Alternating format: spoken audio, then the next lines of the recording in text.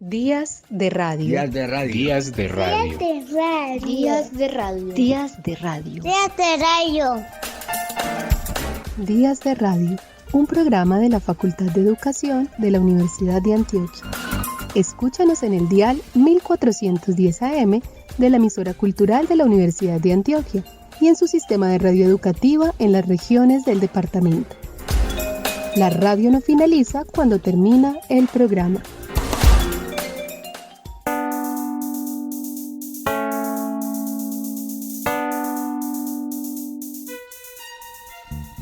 Tanta fe se tiene en la vida en su aspecto más precario, en la vida real, naturalmente, que la fe acaba por desaparecer.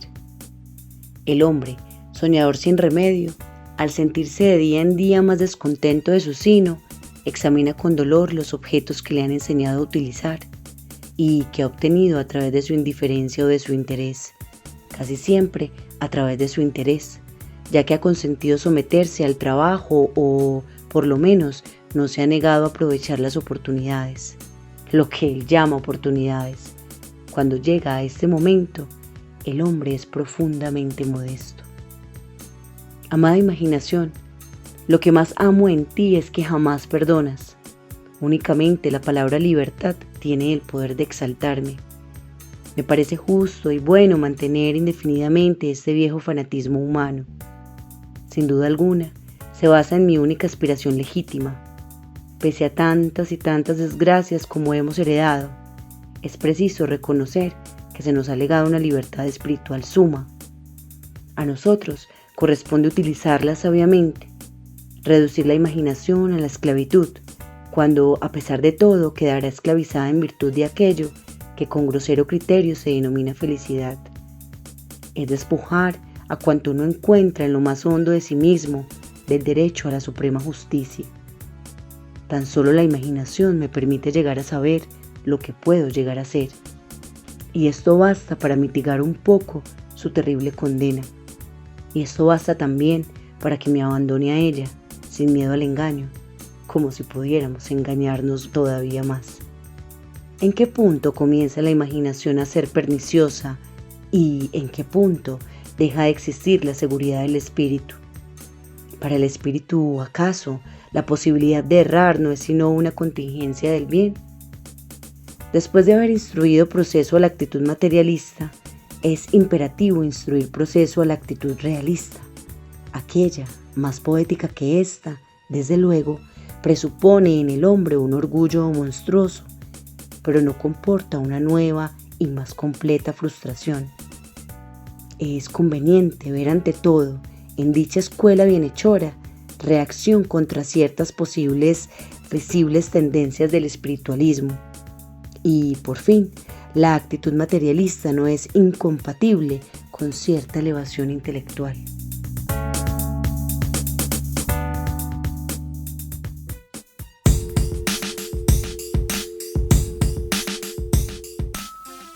Acabamos de escuchar en la voz de Julieta Borda un fragmento del primer manifiesto del surrealismo, publicado el 15 de octubre de 1924 por André Breton.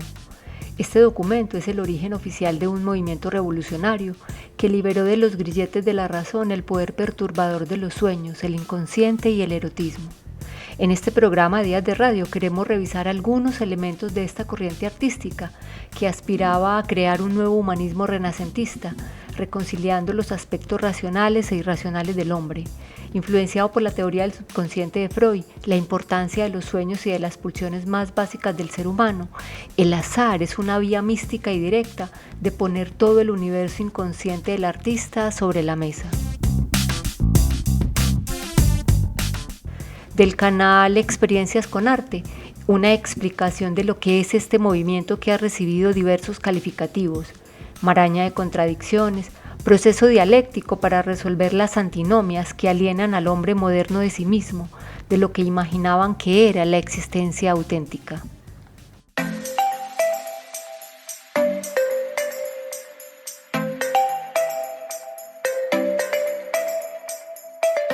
Influenciado por la teoría del subconsciente de Freud, la importancia de los sueños y de las pulsiones más básicas del ser humano, el azar es una vía mística y directa de poner todo el universo inconsciente del artista sobre la mesa.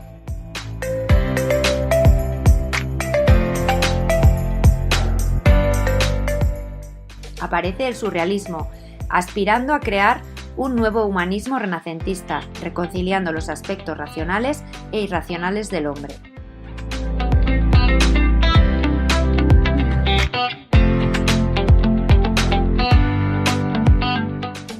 El surrealismo emerge en París en 1924. Frente a Dada, un movimiento totalmente liberado de cualquier prejuicio moral, hace su irrupción una forma de ver el arte con mayor complejidad en lo sociopolítico y en la fuente de los distintos temas.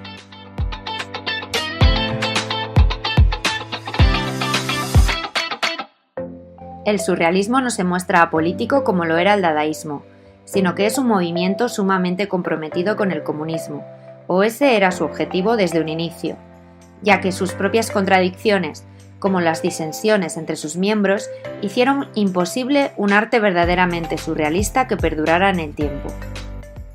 Su líder fue el autoritario André Breton, que se dedicó a excomulgar a varios de sus miembros de forma consecutiva, como lo hizo con Salvador Dalí, por no adscribirse a esta causa.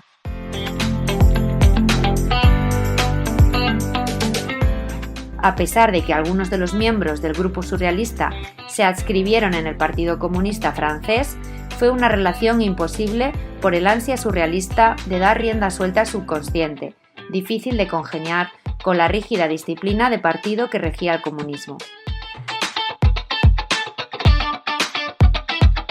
Estamos ante representaciones disparatadas formadas por elementos discordantes y con variedad de elementos artísticos, que reflejaban el ansia de los artistas por no ver limitado su mundo interior sin ningún tipo de cortapisa. Por ello, tanto en literatura como en música o en pintura, el automatismo se convirtió en uno de sus rasgos principales. Salvador Dalí es el artista más conocido del grupo surrealista.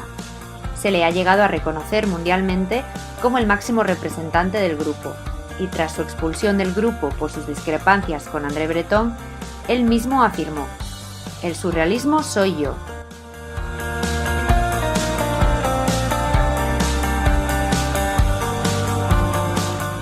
Salvador Dalí fue el creador del método paranoico crítico, derivado de su interpretación de los sueños. Mediante este método, Dalí desarrollaba relaciones sorprendentes entre objetos que aparentemente no guardaban ninguna relación entre sí, con juegos visuales y dobles sentidos. Se trataba de un sistema de asociaciones y fenómenos delirantes.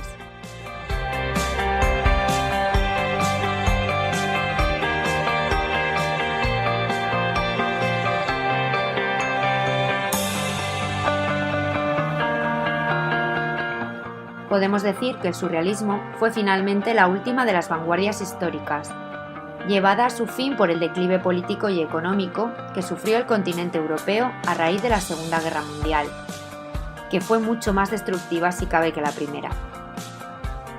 A él y a otras de las vanguardias debemos, sin embargo, el devenir de las décadas siguientes, como la Escuela de Nueva York durante los años 40 y 50.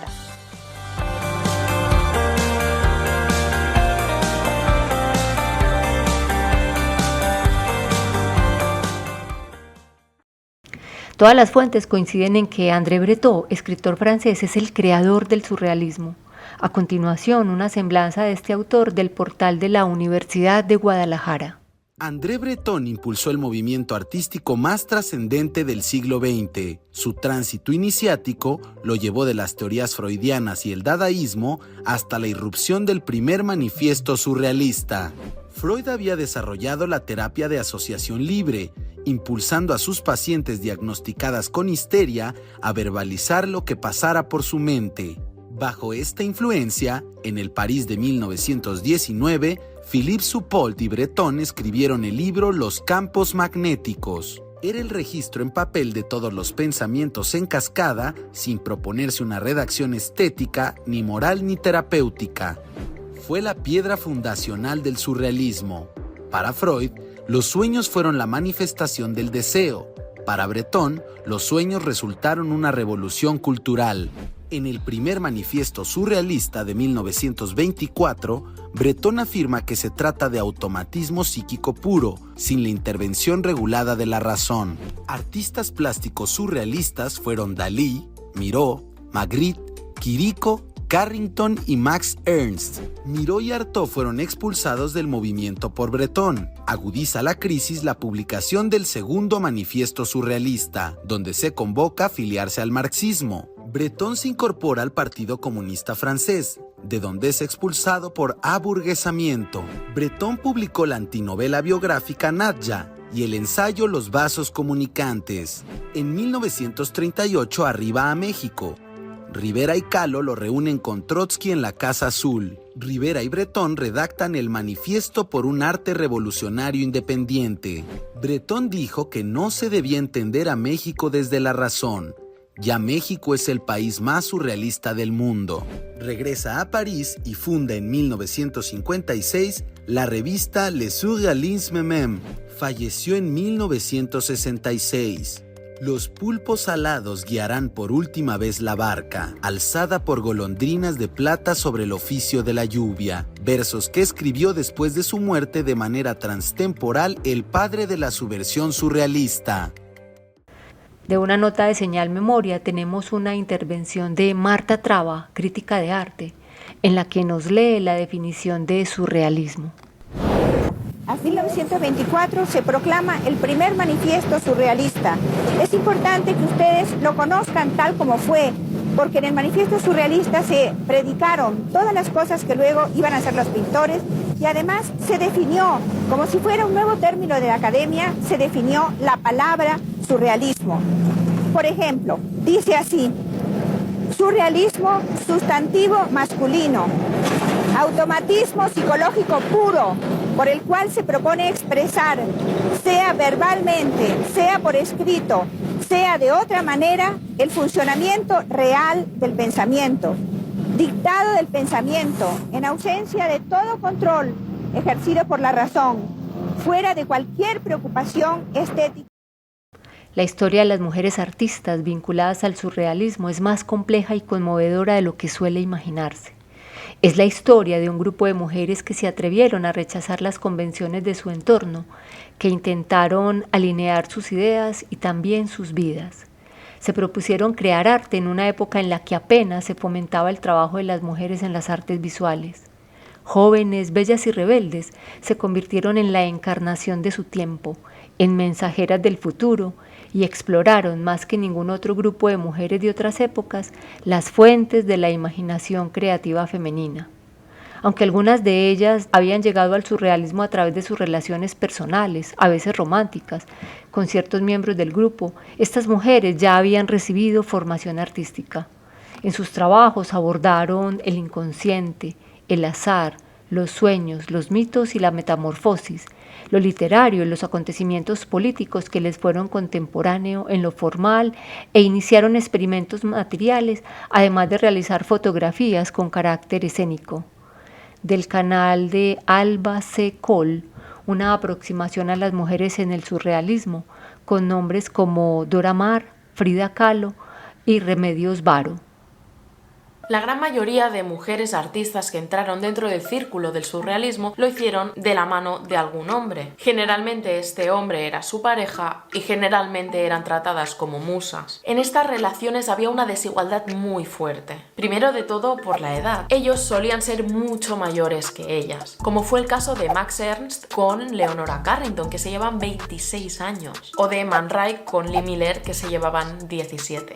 Y así la mayoría. También el hombre muchas veces era el mentor, el modelo a seguir, como fue el caso de Leonora Carrington y Max Ernst. A principios del siglo XX era muy difícil para una mujer llegar a ser artista, con lo que ser amante de un hombre que sí era artista era el ticket de entrada a este mundo. En el caso de Leonora Carrington, ella huyó de su familia burguesa para ir a vivir con Max Ernst y de esta forma entró dentro del círculo del surrealismo, pero dependía completamente de que él había roto sus raíces con su familia burguesa y solamente le tenía a él como sustento económico y como sustento emocional y como absolutamente todo. Y no era el caso únicamente de Leonora Carrington. Generalmente estos hombres surrealistas ya tenían una carrera asentada porque eran mayores que ellas, mientras estas mujeres eran muy jóvenes y no habían ni siquiera empezado en el mundo, no tenían una trayectoria y no tenían una serie de clientes que les pudieran sustentar económicamente, así que también dependían de ellos en este aspecto. Esta atracción de los hombres por mujeres jóvenes es lo que se conoce en el ámbito del surrealismo como la mujer niña, que a su vez guardan relación con las teorías de Freud sobre el inconsciente y sobre la sexualidad. Eran hombres que estaban obsesionados con la inocencia, en la que encontraban pulsiones sexuales inconscientes. Esto está claramente ligado a la cultura de la...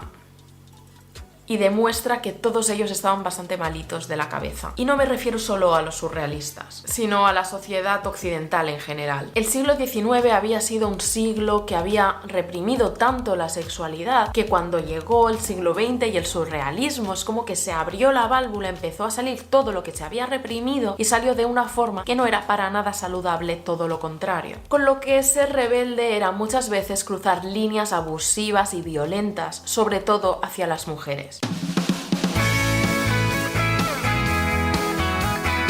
Pero no todas las mujeres llegaron al movimiento surrealista de la mano de un hombre. El caso de Leonor Fini fue uno de mis favoritos, porque ella de hecho ni siquiera quiso formar parte del grupo de los surrealistas oficialmente. No le caían bien estos hombres artistas que eran dictatoriales con las mujeres, y del surrealismo solamente le atraía la búsqueda del placer y de lo desconocido. Además, se llevaba fatal con Breton. Leonor Fini puso a las mujeres dueñas de su sexualidad en el centro. Rechazó los roles que se le imponían por ser mujer y existió según sus propios principios. Tanto fue así que pasó muchos años de su vida conviviendo con dos hombres, uno que era más amigo que amante y otro que era más amante que amigo. Esta libertad fue algo que todas las mujeres surrealistas buscaron en mayor o menor medida. Ejemplo de ello fue el arte que crearon, que en muchos casos utilizó la figura de la amazona como símbolo de libertad. Leonora Carrington, aunque en un inicio estuvo asociada a la imagen de Max Ernst, supo cuándo cortar la relación para que su imagen no la eclipsara y ella pudiera brillar con su propia luz.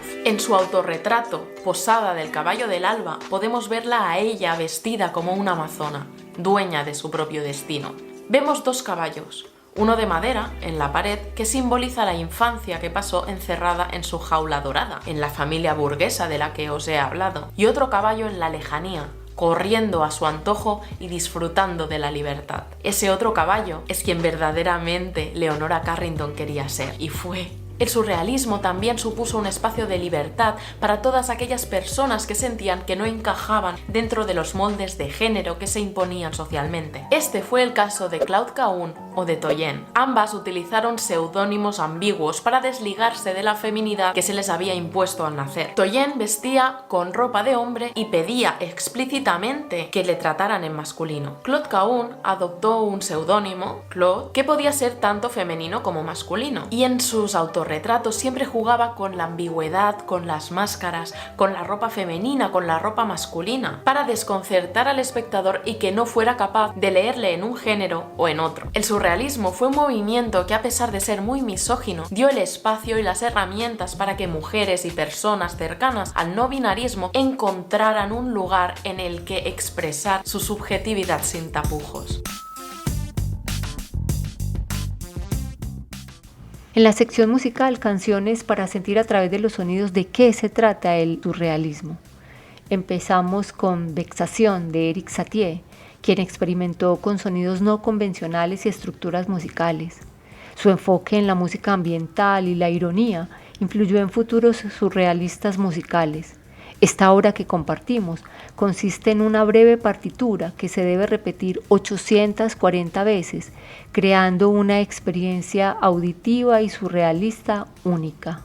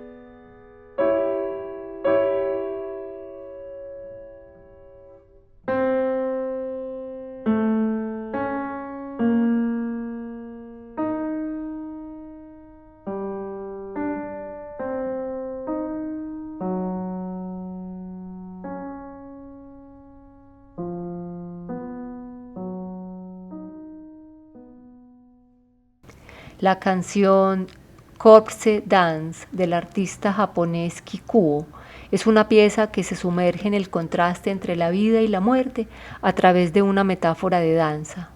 Kikuo es conocido por su estilo único, que mezcla elementos de música electrónica con letras que a menudo exploran temas oscuros y surrealistas. En esta canción, la repetición de la frase "la danza de los cadáveres" sugiere una celebración macabra, donde la muerte y lo grotesco se convierten en motivo de baile y alegría. La canción parece invitar a los oyentes a liberarse de sus preocupaciones y miedos, sugiriendo que en la danza incluso los muertos pueden encontrar una forma de expresión y libertad.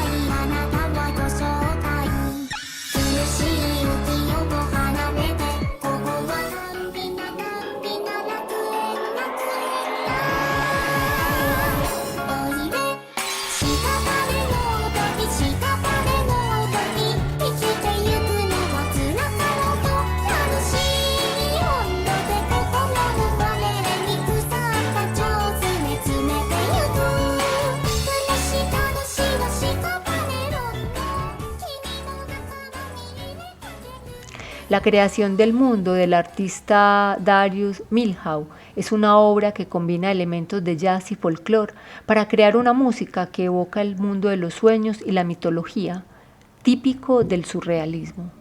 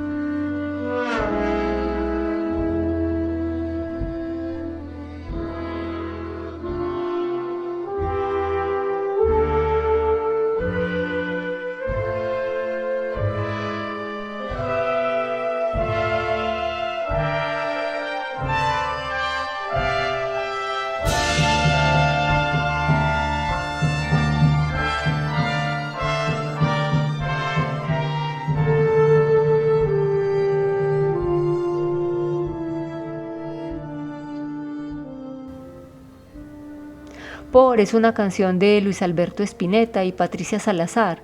Es una expresión del pensamiento surrealista. Está conformada por 47 palabras, 46 sustantivos y una preposición. Por, la cual es dicha al final y da nombre a la canción. Árbol, hoja, salto, luz, aproximación. Mueble, lana, gusto, pie, te marcas mirada. Nube, loba, dedo, cal, gesticulador. Hijo, cama, menta, cien, rey, fin, sol, amigo, cruz. Algadado, cielo, riel, estalactita, mirador, corazón,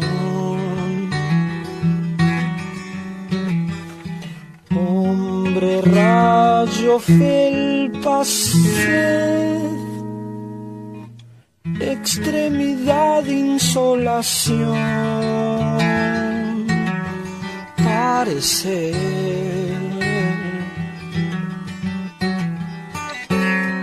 clavo coito, Dios temor, mujer por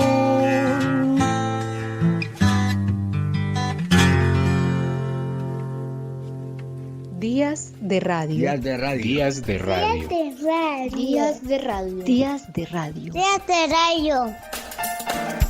Días de radio, un programa de la Facultad de Educación de la Universidad de Antioquia. Escúchanos en el dial 1410 AM de la emisora cultural de la Universidad de Antioquia y en su sistema de radio educativa en las regiones del departamento. La radio no finaliza cuando termina el programa.